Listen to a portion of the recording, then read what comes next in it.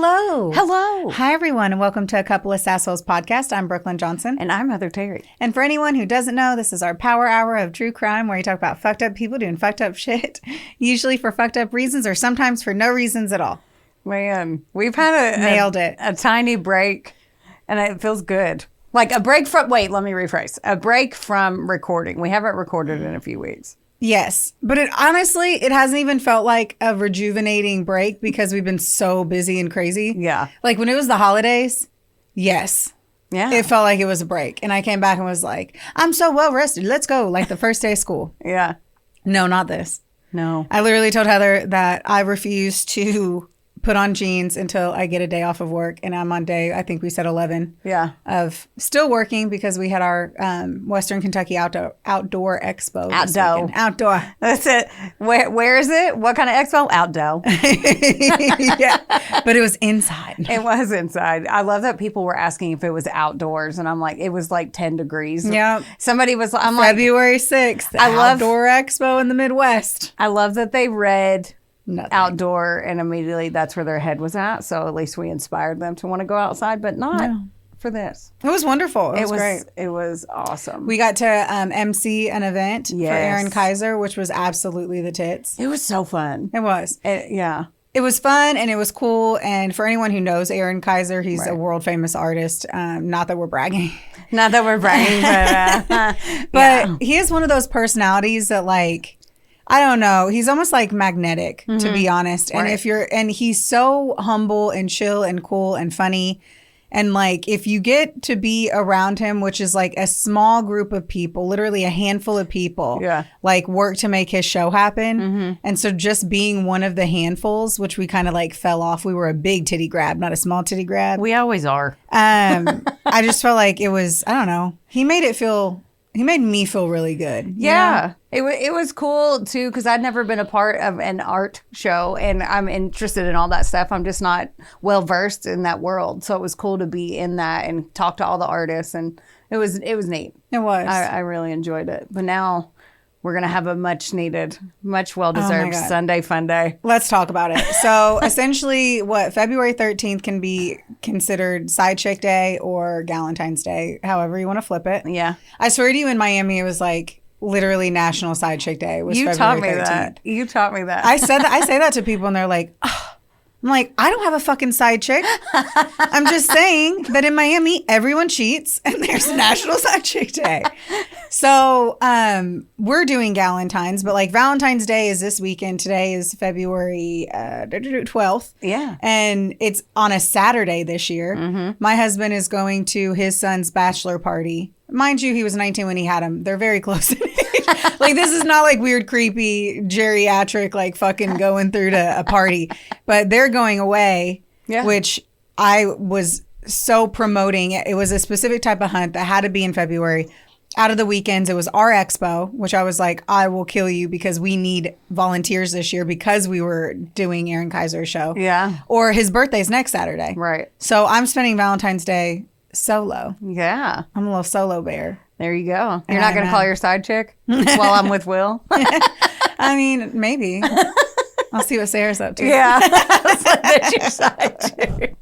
Yeah, no, we're doing Valentine's Day at home this year. So Will is in town. He is not hunting nor have a son. So, but we're doing it at home. So we got a little meal kit from Hillview Farms here in Owensboro, and we're going to cook, and I'm going to attempt to cook because I like to, I'd be watching that Chopped. So I'm going to do it. What are you making? Filet. Like you're making the steaks? Uh-huh. And I'm going to do the with the butter. Yeah. Yeah, I'm going to do that. I sent it to you. The first time I ever tried it, I was so proud. I was like, I had to show Brooklyn right now. He's like right now? I'm like, duh. So, yeah. Well, bravo. Do that. Yeah. I'm going to hang out. I have to decide what I want to make myself. I was like, I'm going to make myself something sexy. Homemade pasta. You should do that. That's too much effort solo. Like not even, I'd like... Yeah. It's just a lot going on. So like Travis will be on a sauce when I'm fucking with the dough, and like So I don't really want to. He's on the sauce. He's on the sauce when I'm doing that. That sounds like I would prefer that to be a 2-person thing, and I'm spending the day at my parents' house. So I'm not trying that hard for myself. Right. Well, you say he's on the sauce. It just sounds like he just gets drunk and watches He's you just cook. drinking that bourbon. He's on the sauce. Make all my food. Oh my God. I can't wait to be on the sauce Sunday though. Yes. Oh my God. Nice review. Or not review. Wow, this is gonna go great. I was like, I don't even know what she's saying. So You're just like you literally are like watching the car crash. Like, oh, rubbernecking, what's going on? I have no idea what you're saying. No, I'm excited to go to Crush and have we're not gonna work. We're just gonna go and have bottomless mimosas and brunch down at Crush, and it's all decorated. If you live in Owensboro or in the area, Crush is at the River Park Center, which is like a pop-up bar. So you're lucky enough. We're lucky enough to have Crush because it changes every single month. Mm-hmm. And that's such a Louisville thing or a Lexington thing, just a bigger city. So for us to have one, it's the tits. Yeah. And they always do it so well. I personally love the decorations, and every time you go in there, it's wild because they do these extreme build outs. Yeah. So you'll go in there and it won't even look like the building that it was the last. I don't even know how they do it. And that's our live show that we did there. Yes, we did that, and then they've stepped up the game so hard. But that's why we wanted to do our live show there, was because it's already decorated. Yes, and in a way that no matter how good you are at decorating, you couldn't do it. No. There's just no fucking way. No, yeah. For Christmas, there was fucking literal mountains with snow on them. There were snow peaks. There was a built-in fireplace. Right. It was wild. But anyway, so we're going to go there on Sunday, and it will be a blast. And it will be. Yeah, because if you're listening to this, you can actually go till, I think it's March 1st. Yes. March 1st for brunch, and they're open on the weekends for cocktails. But $20 bottomless mimosas. Please. Sign me up. Please. I know I got 20 on that. I know. $20 is $20. And it's like little fondue. Anyway, I'm excited. I'm excited to go have Galentine's Day with you on the 15th. As your main chick, not the side. Me too. I'm excited to be chauffeured around town. I know. Because it's either we're gonna these are the struggles for us, is do we get dropped off and obviously get drunk? Because duh. Yeah. I'm never dropped off. I am never free from the keys. So every single time I'm at anything, I'm like, I have 2 drinks and I have to make sure that I do it within the fucking legal limit of the time. Yeah. So you have fun, don't get me wrong. Right. But you're the still, second it starts to feel nice, you're like, I got to drive, so I need to sit here for an hour now and sober up. Yeah. So is that or going to the movies afterwards? Right. I can't decide. But if I have bottomless mimosas, I'm going to have to pee so much there ain't even going to be a point in me going to movie. Right. And I'm going to be full from all that food. Oh my gosh. And you know how I feel about popcorn. And we're going to eat. And it's like fondue too. So we're going to be all cheesed up, boozed up. We're going to be on the sauce. On the sauce. There's no way we're going to make it to the movie. I can already call it. I was thinking that, but I love where we set our aspirations. Just cancel with Will on Saturday and we'll go. What's Saturday again? Oh, yeah, Valentine's. Speaking of Valentine's Day. Is that a segue? It is. Are we on a tour? Are we touristy? Because that was a really good segue. All right, I'm going to get comfy. Let's do it. You going to hit me with it? This I'm is a V-Day? my best shot. This is a V-Day story? Maybe. Of course it is. Let me give you my my works cited page. Okay. Wikipedia, CBS. Oh, wait. Let me also tell you this too. Yeah. This is going to be good because I'm already fucking derailing myself. I did this research. What feels like 74 weeks ago. It's been 84 years. It has. I literally got off the Titanic, and that is how long it's been since I did this research. I had to get up this morning, which everyone has to, if you're lucky, and do my research, reread it. Yeah. And so I had to rewatch some of the videos. So I'm basically prefacing this that if this is fresh in your noggin, it's fresher in yours than it is mine. And we are where we are. So I did the best I could with remembering everything, but I ain't a fresh daisy on this story. It literally has been 3 weeks since I did believe in you. That's good. But yeah, I forget things 3 minutes after. So yes. So yes. I can't imagine. I would just have to throw that story away and do a new one. I almost thought about it. At one point I was like, I should just do this all over again. Okay. So Wikipedia, CBS News, Basement Fort Productions, Murderpedia, Investigation Discovery. Gotta love ID. You do. And I watched it and I'm very intrigued. there's a different side to the story. Mm-hmm. And it's intriguing to see the path that they took. The show? The show. It is interesting when you do the research, like, because Yeah. normally we would just watch shows and that was the end all be all, but now we're like diving in. So it's interesting when you get the different perspectives on what route they take. Yes, because when you read about it, obviously someone gets murdered. And in every scenario, that person who gets murdered seems to be a victim. What? This is new news. Wow. But in this one, I really feel like in Investigation Discovery, they make it seem like the aggressor wasn't fucking as guilty as they should have been. Oh. It was very intriguing. But at the end of the day, it's just any time that we're talking about youth, you're going to be like, that is, everyone lost. No one won. Yeah. No one won. And so there's no good feelings after this one, too. I'm just going to kick you in the dick and I'm going to leave the room. That's what I'm going to do today. Kick you in the dick kicking, and run? Dick out. kicking. Dick kicking and out. Okay, so anyway, you knew we had to do a love triangle. You knew it. You knew it. You didn't ask for it, but you kind of asked for it. And so I'm going to give it to you. So did that. Just right.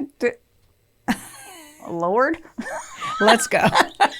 All right, we're going to start off with the locale. We're in Pinellas Park, Florida. It's a modest area, single-story stucco homes. It's quiet. The kind of neighborhood that your parents kind of moved to specifically thinking, this will be a better neighborhood for my children. Right. I am safe. But as we all know, fucking zip codes don't matter. Except for Bad shit be Ludacris. happening. Ludacris taught us that. Did he? Yeah. Area codes, not zip codes. I don't remember what The song hoes and different area codes. Oh. Wow. Wow. Man, I forgot about all the hoes. Just remind me to uncheck the comedy section in our podcast. I couldn't remember his song. I missed the joke and then you missed it too. I told it wrong. Anyway. Wow. We're going to really do better. Duly noted, we should not take breaks. It's all uphill from here. It's literally like we just got back to school after 3 months off and we don't know what the fuck's going on. Like, how does this work? Baby giraffes that just fell out of a giraffe vagina. For Charles. Wait, where am I at? Yeah, okay. For Charles and Gay Lundemann, their world was Sarah Rose. They'd waited 16 years to have her, and by all accounts, she is a miracle baby in every sense of the word. By 2007, Sarah was a 16-year-old high school student with dreams of becoming a veterinarian. Let me show you her. Okay. So note, we are in 2007. We are 16, which means they are very much, the other two characters in this are very much, it was my age during this time of life. Aww. Ain't she cute, sweetie? Yeah. Baby. As I pointed over this way for Jess, who's like, I have the email.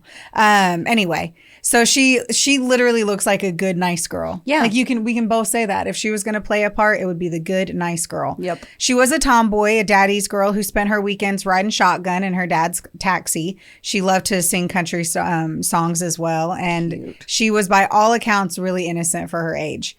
With that innocence, played a bit of a role in this story, but also this girl wasn't backing down from anything. So like you look at this and you're automatically going to assume she's the good girl in this, yada, yada. But this bitch, she's strong too. All right.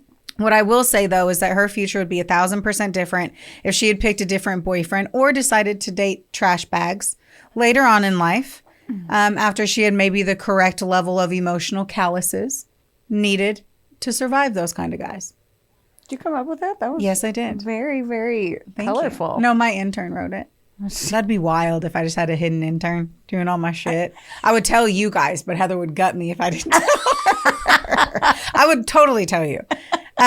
So anyway, we can unpack that shit at the end. But it all started at Chick-fil-A, which is where all thrilling stories start, unless it's a Sunday. Jesus chicken, my pleasure. Jesus chicken. A boy named Josh Camacho, smelling of French fries in regret, poked his stupid fucking head out of the kitchen and he winked at her. And that's all it took. No. That's all it took, guys. Fucking Josh Camacho. Are they allowed to wink at Chick-fil-A? I feel like it's sexualized and that's a no. I don't feel like God permits that. Sinning and winking. That's what they're doing. Sinning and their pleasure. Sinning and frying up them delicious treats. Oh my God, I know. We can't even talk about it. Yeah. Sarah fell in love instantly. And I'm not going to make you wonder if we like Josh, if we think he's a good guy. He's fucking not. I'm going to just straight up, because I'm going to talk so much mad shit about this fucker. It won't even fucking matter. You already started when you were like, and he fucking winked at her. And I was like, so we don't like him? We're going to hate him in every sense of the word. Okay. And I'm going to give you a million reasons why. Okay. But he's a fucking cunt bitch face is what I wrote. And I personally think he's the absolute worst. But once more, I'll tell you why he sucks so much. Okay. Suck. Stupid, sucky suck face. He ruins her life. And essentially he gets like pure. He is the pure definition of a fuckboy. No. I tried to dig this dude up and find him on the socials. And Lissai. I didn't find him. Or I couldn't tell if it was him, because apparently there's a lot of Josh Camachos, and obviously they're all Hispanic, and some of them have private profiles, and I cannot tell. You just slide into your DMs. Have you ever worked at Chick-fil-A? Oh my God. Do you wink at women at Chick-fil-A? I'm sure that shit has happened to him a plethora of times. Right. And then the one sweet baby angel, whenever I looked him up there, like whenever I was on my phone just trying again to find him, because I just wanted to see if he was thriving, because I just hope that he's not. And I know that's me being an asshole, but guess what? I have a microphone, and the people who are getting annoyed at my statement don't. So I'm going to say it. And the one that did pop up was this sweet angel of a man who was like, and if that is him now, great. But their skin tone's not the same. So I really don't think it is, unless he was really, really tan and then got really, really untan. Yeah. But this guy was like a sweet fucking angel baby. Mm-hmm. Every post was like, this is my sweet grandmother who has raised me since I was a wee chick. Like, just like this, a dude that doesn't even seem real. Like an influencer of happy joy. Since he was a wee chick. I don't know.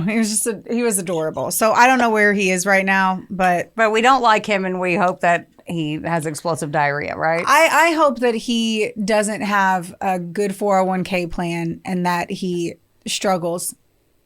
I hope he forgets in a service position. I hope he forgets all his passwords every day. Anyway, he ends up establishing basically psychological control over this poor young girl. No. And it's baffling, and it's as baffling as it is absolute. Under his ownership, the tomboy in her vanished. She began wearing long pants in the sweltering 90-degree Florida humidity just to appease his jealousy, because he thought that people were staring at her banging ass legs because she had banging ass legs. No. Yeah.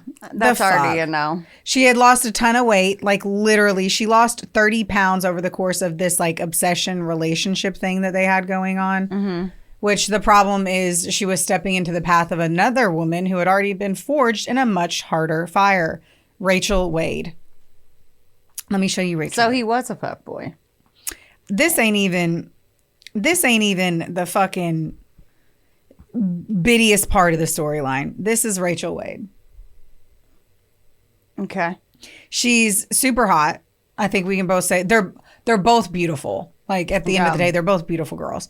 But one looks like the good girl and one looks like the bad girl. There's no other way to put it. There is no other way to put it. Rachel's photo looks like that's her OnlyFans page. And fucking Sarah's looks like it's her college application image. Yeah, it is what it is. One would sell you a house and the other one would try to break into it. It's kind of how I'm like, hopefully I'm not speaking ill of. I don't know who's. I know. So I always tread lightly. Either way, I'm going to be honest on you. There's like some ill talking on both sides because they both end up going head to head. Okay. And it wasn't one side versus like. Oh, all right. That's what I'm saying. So Rachel was 19. Okay, so she's 19 and Sarah's 16. 16. Okay. And she cultivated a MySpace persona that she was like this independent chick. And it's because she was.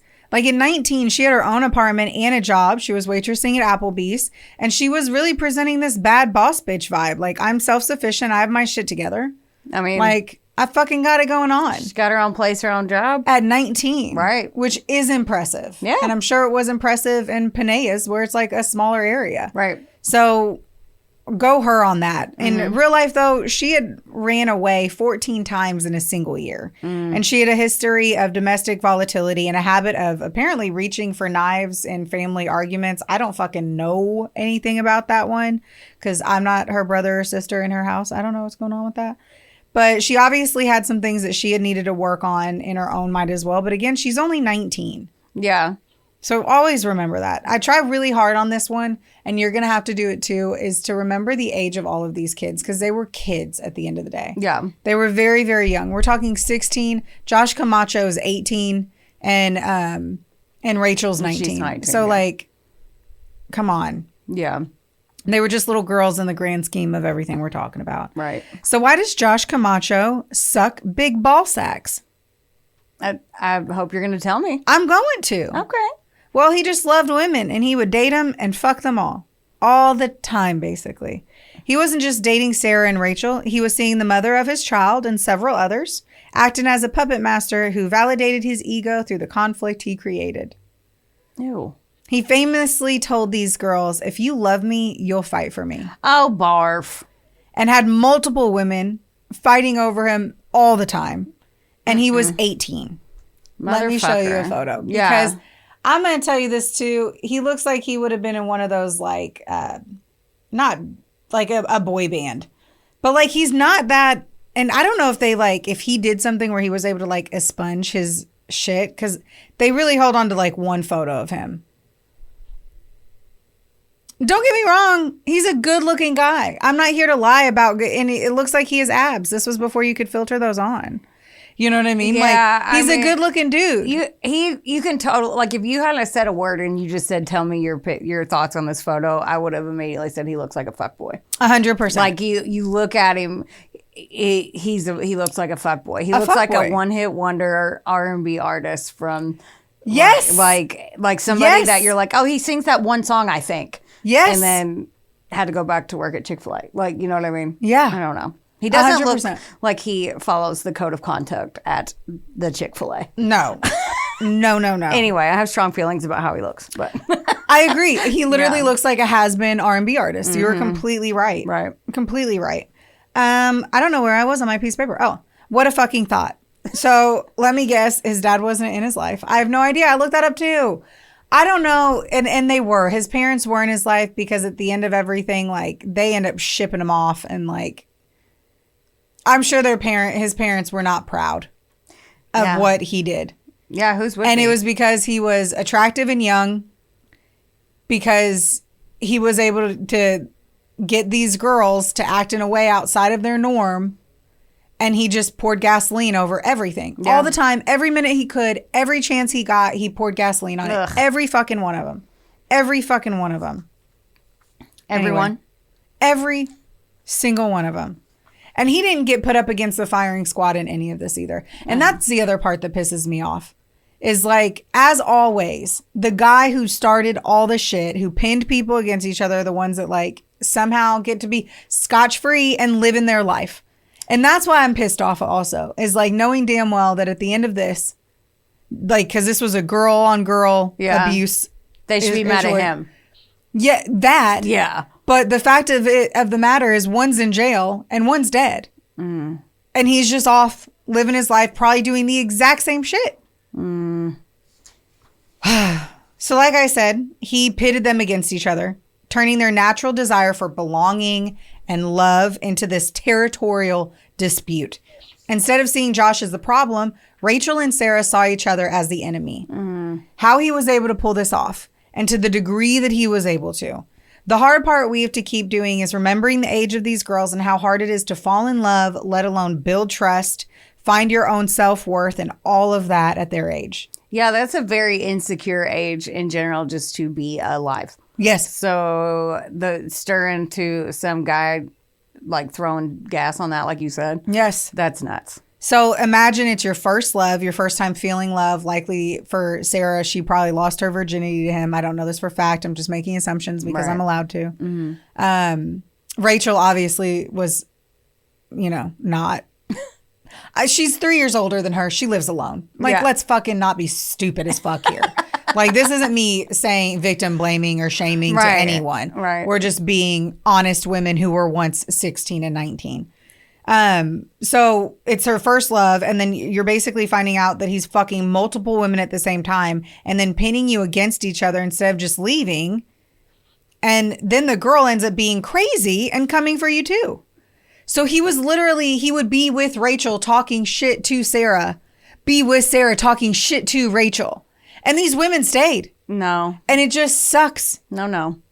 because they were too young to realize they shouldn't. Right. And that's what I was talking about, the emotional calluses. Mm-hmm.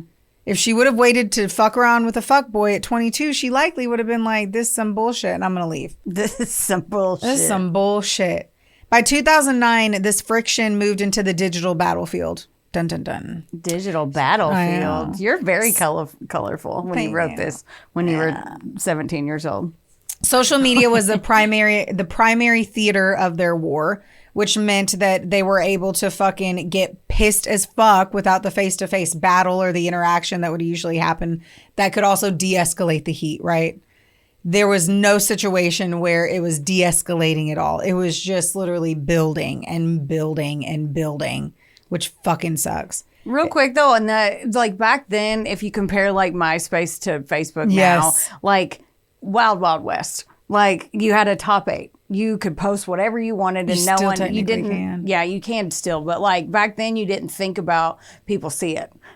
And like, I personally think that like you would just post and do and say, and you didn't realize the gravity of once you do that, you can't take it back and people can, I don't know. I just feel like you could be anonymous. Yeah. You could anonymously write on people's walls. Yeah. I feel like it was a lot different back then, regardless. Agreed. You can still do it now, but like screenshots. But they weren't even trying to like block each other though either. That's right. Once more, they're kids. The part of the de-escalating that never occurred.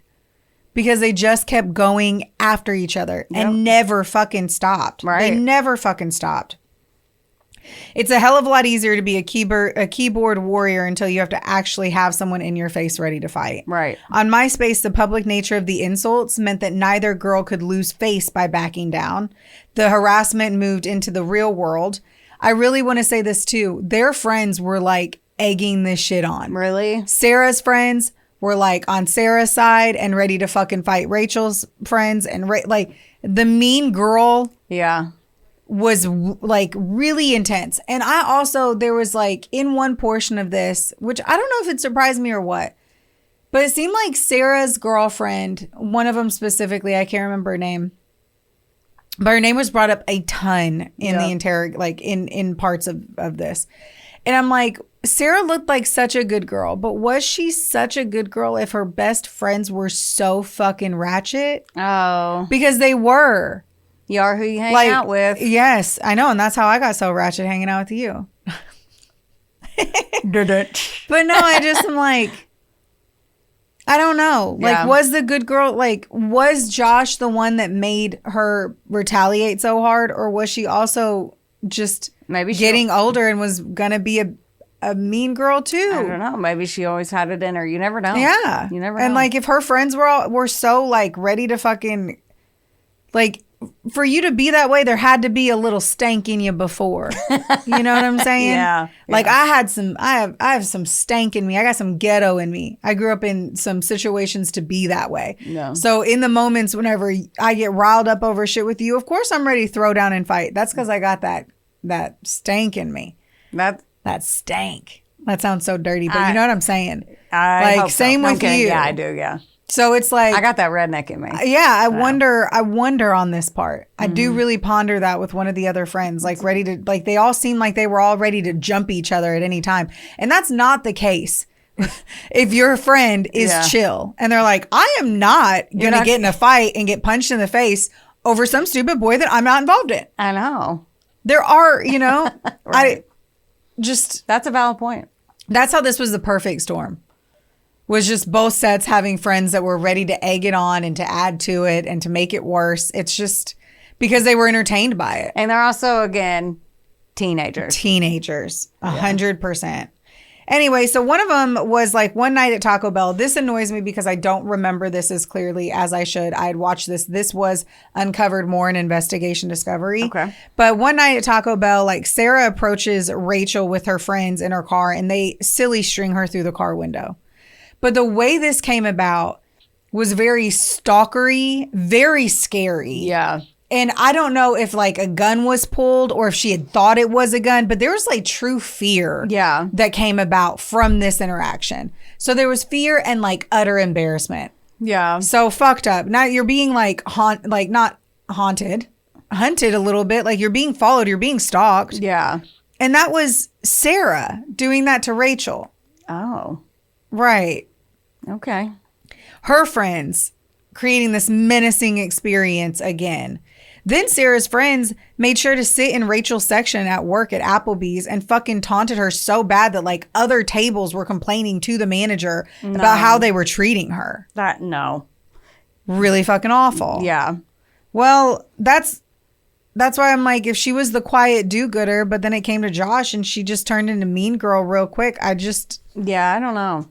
The mean girl action was real mean. Yeah. So I also want to note there, though, that the thing that was really damning in this was like Rachel was constantly calling and leaving aggressive voicemails on Sarah's phone.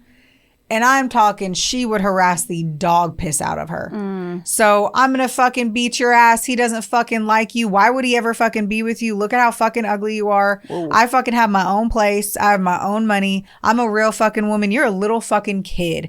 And that was like really the temperature of it. Like Sarah had fallen for this guy. She's 16. He's a little bit older. And like in her mind, it's a serious relationship. You know, whatever. And then his ex, Rachel, is all up in my shit. But is she his ex? No one isn't an ex. So, because he never says. Do they think that? I want to state on this. Yes. They thought these girls said that he was their boyfriend when he was like, I am openly fucking other women constantly. Oh. They were not reading what he clearly was putting on the wall. Well, now I hate him. Right. And then he was like, well, if you loved me, you'd fight for me. Well, I'm with her. I like her more. I don't want to be with you. I don't like you anymore. I'm with her tonight. It's so hard to like wrap your head around because as a grown adult, no one with any self-worth would put themselves through this in any capacity, especially when both women were promising and beautiful and could have easily gotten any other guy. And he played to their insecurity. Yes. Okay, now I'm annoyed. Yes. I'm even more annoyed than what I was when you first... I'm seeing the whole picture. Yeah. Yeah. Yes. And literally... And I remember so here's the other way. thing. Like, yes. So then Rachel is the one that's like, oh, so he's with you now? Like, are you fucking kidding me? I have all this going on. Why in the world is he with you? And I remember feeling that way. Yeah. I remember feeling that way my whole life until I finally met my husband. Right. But like, even when you're the most powerful in your career, crushing it, you're at your fittest, you're at your best, your mental health is fucking delivering, and you just happen to date a dude who makes you feel like you're not important or relevant, right? It kills you. It digs into your ego, let alone when you don't even have an ego because your ego hasn't even been able to be created, really. Your frontal lobe isn't even developed yet. Right. You know? So yeah, I totally get it. Okay, now I'm It's a sad story. It is very It fucking sucks because obviously we're coming to terms with the fact that Josh is still alive and one of the girls gets killed. It's horrible. Wonderboy Media is not only the proud producer of this glorious magic imploring your ear holes right now, but they're also a big deal. Get in touch with them today to make all of your dreams a freaking reality. From using their bangin' ass podcast studio, where we are right now, to creating amazing videos and editing our content like the mystical mavericks they are. Your podcast can go further when you have a Wonder Boy. Hit up Drew today at WBOYmedia.com. Or text him day or night at 270. Just kidding. Does your face look like a mugshot lately? Then it is officially time for you to visit Hetef Aesthetics in Owensboro, Kentucky or Nashville, Tennessee. That's right. Go see our girl Amber Teasley and her team because they'll have your face and your skin look like a damn filter. And their staff is absolutely amazing. It's like a mini Botox party, which personally is my favorite. You leave looking fresher and you don't have a hangover. Another good thing is that if you go in there and you tell them that A Couple of Sassholes sent you, you get 15% off of everything. That's unbelievable. So if you have been considering getting that glow up and making that ex jealous, it's time. In August of 2008, she left a voicemail, Rachel, to Sarah, that Sarah would save and replay like a digital self-harm ritual. In it, Rachel seethed, I'm guaranteeing you that I'm going to fucking murder you. Whoa. And For whatever reason, like the ability to replay this didn't help her parents when they tried over and over again to let this feud die down. Her parents saw her change completely. They saw her lose weight. They saw her get depressed. They saw her sit in her room crying. They saw her crying all the time over this fucking boy. And they know there's nothing they can do. We can say this all day long. Yeah. We can say it literally until our face turns blue. Mm-hmm. A parent cannot do anything unless they relocate, right, and steal their phones and internet. I just remembered that age, you thinking that everything is the biggest deal ever. And then even my dad being like, well, this isn't I promise it'll get better, blah, blah, blah. And I'm like, no, this is the worst day of my life. Like your first breakup, your first all that, like, and it always feels so heavy and big. Yes. And because it's all you know. Yeah. So I just can only imagine what. Something this big that all their friends were so engaged in. And that seems like your whole world and your whole life. Like, and it was, right? Yeah. Anyway. Fucking hate it. Mm-hmm. I literally say, like, poor girls is all I can say. Mm-hmm. The breaking point arrived on April 14th, 2009. Sarah had been crying for 2 weeks straight. Her father, Charlie, had saw her swollen eyes that morning and felt a sense of, like, just helpless dread at this. On MySpace, Rachel updated her mood to "Lovin' My Boo," which was a direct jab to Sarah. Yeah. Meanwhile, Josh was loving all of this and just pouring gas all over the fire, as I mentioned. He's watching movies with Sarah that night, even as Rachel is texting him. When Josh finally told Rachel, quote, I hate whenever it's like, I hate grammatically incorrect shit. Yeah. I don't like you no more. Why don't you go home? Rachel's response was, no, I'll wait for her to go home. So she's at his house, and Sarah was, and Rachel's like, no, I'll just wait. Mm-hmm. No. When he's like, I don't want to be with you anymore. I'm going to be with her. No. I literally wrote in capital letters, can we collectively say what the absolute fuck? I can actually read that from I know. And I put legit, just imagine the dude you think you're dating is like, no, I don't like you anymore. I'm with another girl. And you're just like, it's cool. I'll just wait for her to go home instead. Yeah, no. I can't wrap my head around it. I really can't wrap my head around this. This is where the premeditation becomes undeniable in this. So before heading to her friend Javier Lavoy's house to seek refuge, is kind of, she's like, I felt like her friends were going to jump me, and I went over to this dude's house to hang out with him instead. She opened her kitchen drawer and she selected a steak knife. Then she took a detour. She drove past Josh's house to spy on him, and then to confirm that Sarah's van was there. Only then did she head to Javier's. Now, just before midnight, Sarah was driving her mother's minivan when she saw a friend at a stop sign. So she was supposed to be coming home. Her parents were like, get the fuck home. Yeah. Because she was trying to like be there as long as she fucking could be, because 16. Rachel is also like, I'll just come over as soon as she leaves. Yeah. She's like, well, I'm setting up camp. So. Yeah. Mm-hmm. I'm moving in now. Yeah. And I don't think it was his house. I think it was his cousin's house. Right. I just got to say that too. I don't know if that matters, but somebody is going to be a keyboard warrior on that one. I'm not certain that they were at his actual house and it wasn't like a cousin's or something. Just before midnight, Sarah's driving when she saw a friend at a stop sign. Just, if she wouldn't have seen this friend at the stop sign, I just have to say that, who told her that Rachel was at Javier's. And Sarah turned the wheel and she drove. And as she drove, Rachel called to her screaming, I'm going to stab you, you and your Mexican boyfriend. I didn't see this on anything else. Yeah. So I don't know. But either way, Sarah came to Rachel. Okay. The scene at Javier's was just like a sensory fucking nightmare.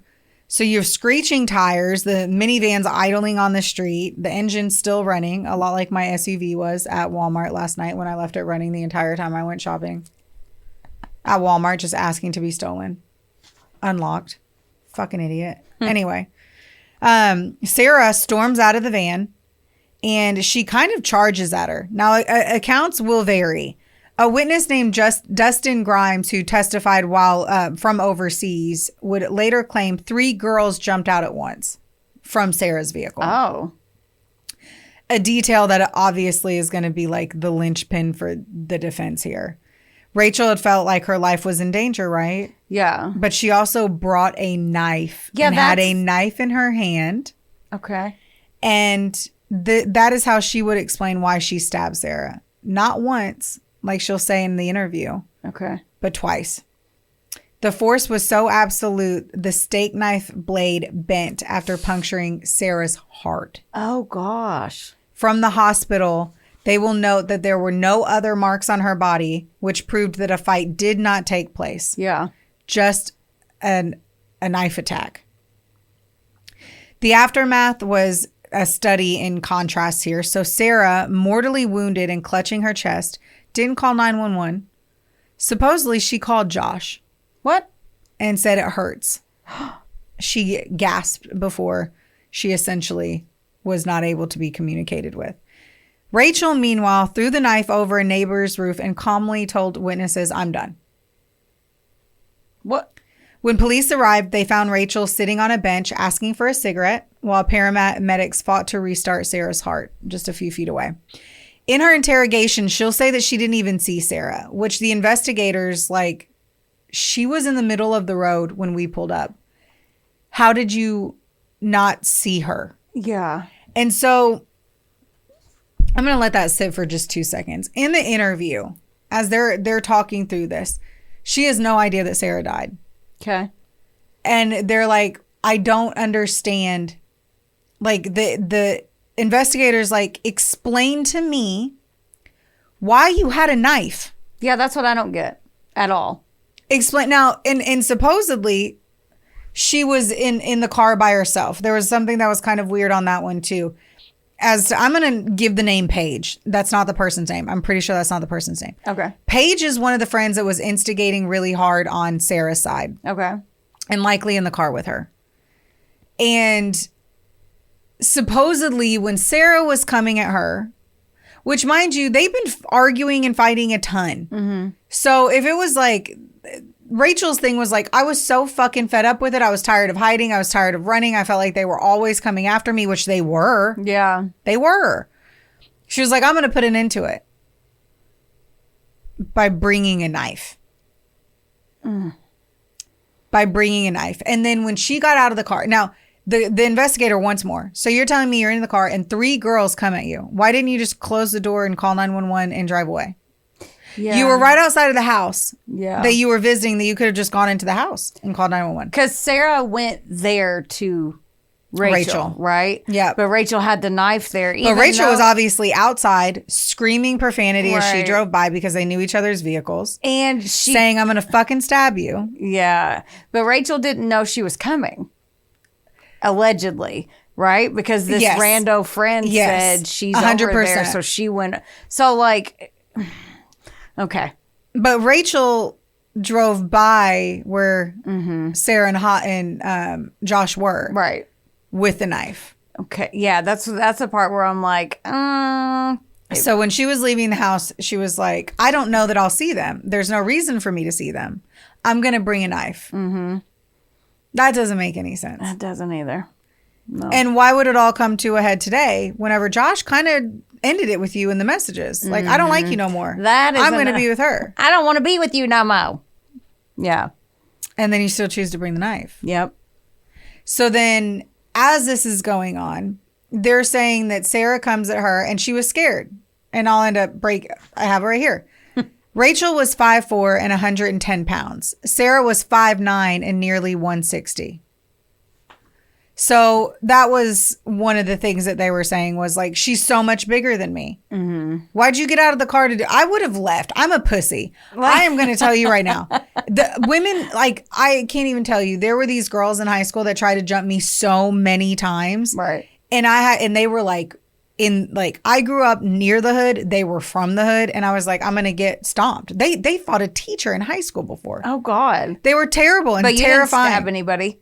No, I ran like a pussy every fucking time with them calling me a pussy every time I ran. You know when to fold. I was going to lose that fight. You know when to fold. I still don't think there's many fights I'm going to win, to be honest. Except for with me. You think. And that's only because I'm going after your knee. And so it's I just know your Achilles heel on this one. But I don't know. I'm just saying. I know. I was, for the amount of times that bitches tried to fight me in high school, which was so fucking many, and I always tried to dip. Yeah. So, and they made my life a living hell. Yeah. And once more, I was not like, well, I'm just going to end it. I'm going to stop this fight by bringing a knife. I never thought to. No. Because you're going to be the one that goes to jail. That's wild. Okay. So the cops are talking, and they're like, explain to me. They're still trying to understand why she had the knife over and over again. That's a big question there. Right. And she's just crying and crying about how she wanted this to end. And that Paige. So as Sarah comes at her, Paige comes to the side. And she goes, where's your hand with the knife? And she's like, it was right here. So in the left hand. Right hand, sorry. Right hand. Either way. It was down by her side, right? Yes. Okay. And how she's just somehow like... flailing and accidentally like I'm just stabbed leaving somebody my hand twice. here and I'm just trying to block Paige over on this side and she's coming at me this way. When really in reality, because I'd use my right hand because I'm right-handed, she was like, boom, boom. Yeah, and stabbed her the second she came up to her. So Rachel was like 110, right? 110 pounds. Yeah. So she's going to stop a girl who if tomboy in my head means athletic. So she weighs 160 pounds. So she's sporty. Fit. Yeah, or sporty. And so she's going to just football stop her friend with a strong arm. Like she plays for the Packers or something. And then stab the other one with the other hand. Like that's what you're saying? No, Paige is Sarah's friend. Right. So Sarah was coming to Rachel front on, and Paige was ready to fucking start the fight too and come at her on the side. So no matter what, once more, if 3 women were coming at you, get in your car. Yeah, that's what you got out of your car. Yeah, that's what I was saying. Like she's trying to say that she strong armed and stabbed this girl. No, she was saying that she didn't know she stabbed her. Oh, I wasn't trying to stab her. Either way. My hand was down here the whole time, and I was just trying to deflect the fighting from the front into the back. No, you're gonna And I guess run. I accidentally, and even as she's explaining it, she's like, I guess I accidentally did. You don't... that 2 times in the heart? No. You would have accidentally slashed. Yeah. You could have accidentally, did a slashing, perhaps. Yeah, nobody... And the way she had her hold it, because he had the knife. The guy? In the interview room. And he goes, tell me how you held it. She held it as I try to look around to see something that... Do you have a pen by chance? Nope. Let's assume this part of my lipstick, that's the knife end. Okay? Okay. So lipstick up for the audio. Like this. Okay. Yeah, like the lipstick and the knife was just casually... casually in my hand. Yeah. Like this.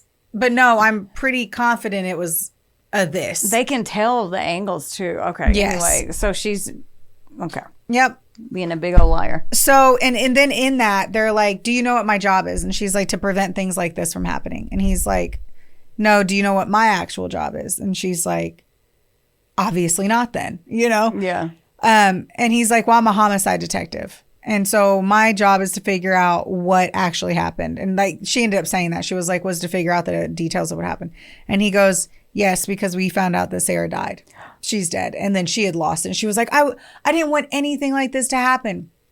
I didn't want this to happen. And they're like, you did. Yeah. You stabbed her in the heart. Yeah. And so it was so much force that it bent the blade. Yeah. And you're not going to and it's a steak knife. Yeah. Yeah. If you were just trying to get somebody away, brandish the knife and be like, I've got a knife. Yeah. No, that's what I'm saying. If you're frantic, you slash, you don't stab. Right. I don't agree with that lie. That's a terrible Me one. either. And it's sad. It's just sad. It is. This whole story is fucked. And it's just confusing too how I really do feel like Investigation Discovery implied that Rachel was a bigger victim than what Rachel was. I can get how you could skew that. 100%. She felt attacked. 3 against 1. Yeah. They came to her. Yeah, but she didn't have to get some pepper spray and call it a day. Spray him with pepper spray and then call the cops when you're done. Stop fucking the dude. Get away from the guy. Yeah, that too. But very step 1. Yeah, but yeah. Would have been like, I'm not dealing with this. I'd be like, no, I'm going to spray you with pepper spray and call the police because you're going to go to juvenile. Juvie. You're going to you're going to go to juvenile. You're going to go to juvenile.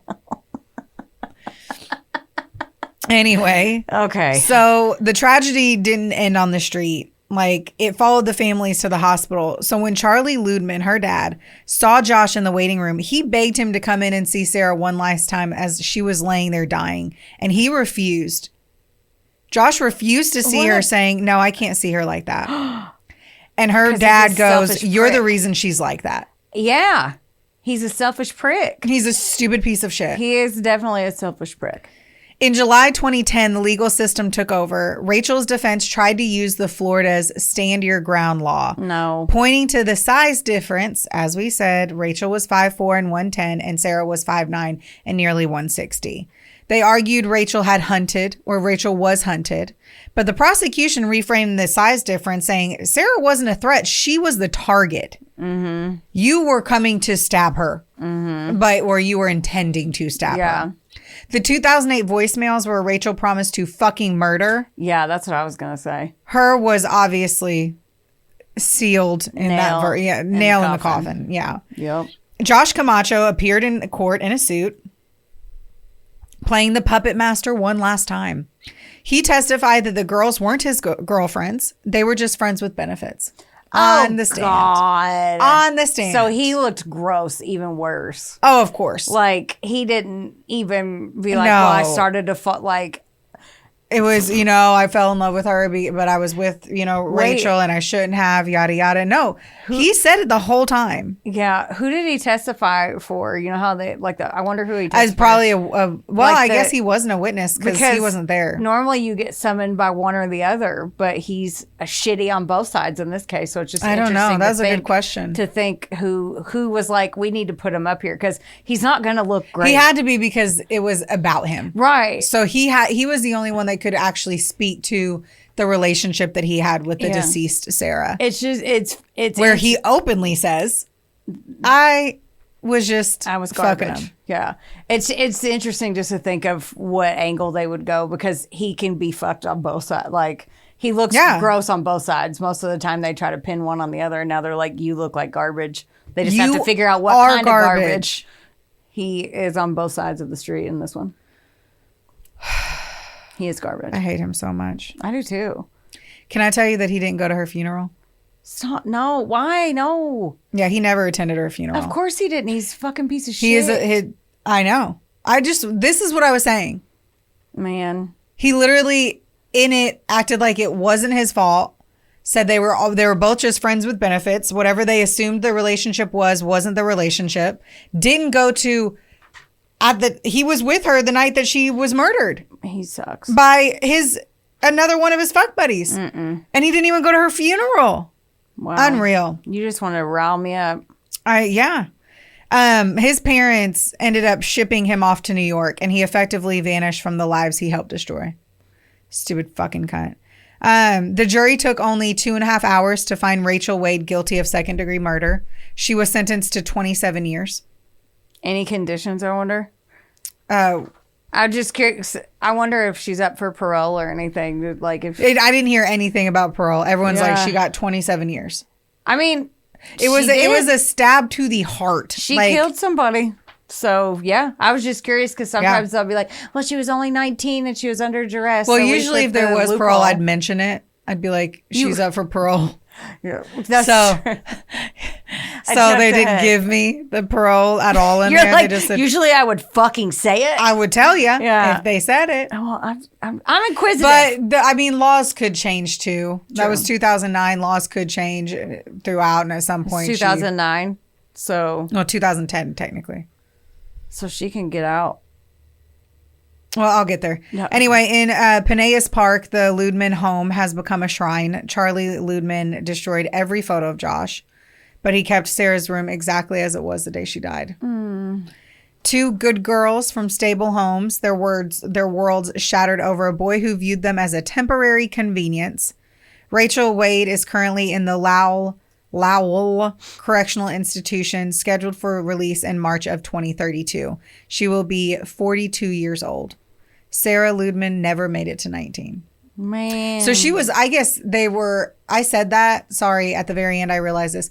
Rachel and Sarah were the same age, I believe, very close in the difference that she was off and on with Josh Camacho as she was 16 when she met him. So I believe she was 18 too at the time, but still fucking 18. Shit.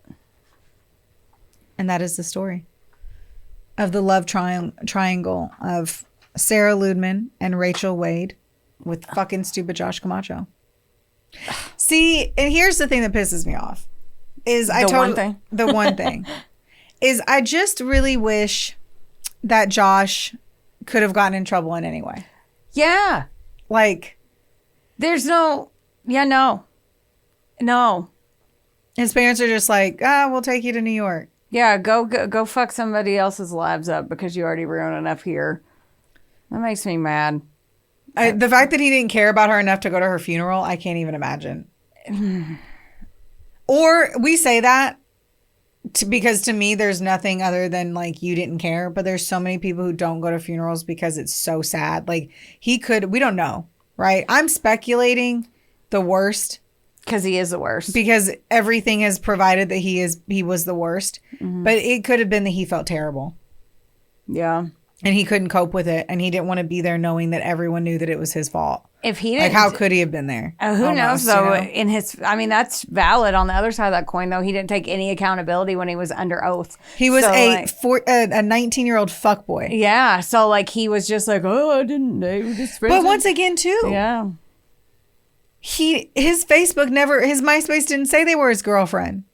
He never picked one. He was still fucking other girls the whole time, including he had a kid at 18. Oh my God. And he had a baby mama. Oh my God. And he was actively with her too. So like, yeah, it's valid. I don't like once more, he created this particular like fighting scenario between Rachel and him.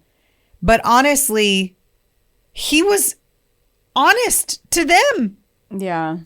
He knew what was going on. It wasn't that he was with Sarah hiding it from Rachel. He was texting Rachel while he was with Sarah. This whole thing is just making me mad. So like we're mad at Josh for being a fuckboy, but he openly put on the uniform every day and went and played the game. And we all saw him in the stadium.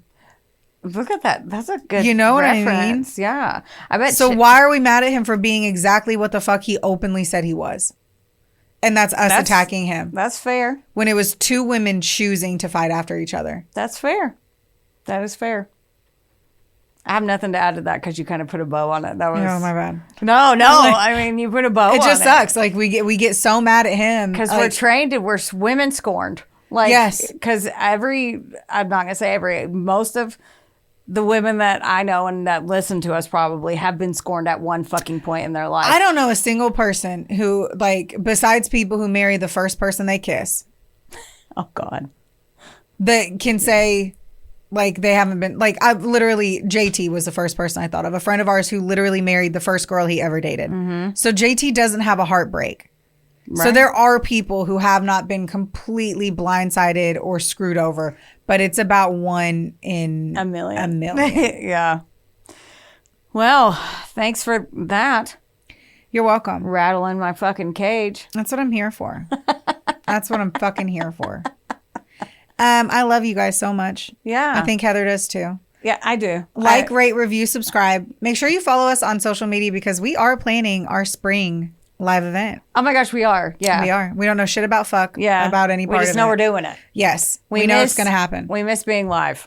That is true. You got to see this shit storm live. Yes. So we'll definitely be doing one whenever the temperatures make you want to go out and drink some bevies and hear us talk shit in person. That sounds great. We love it. We love you. We love you guys. We love you. Bye. Don't get mad. Get sassy. We love you. Bye. Fucking up. Oh, man. It's been a minute.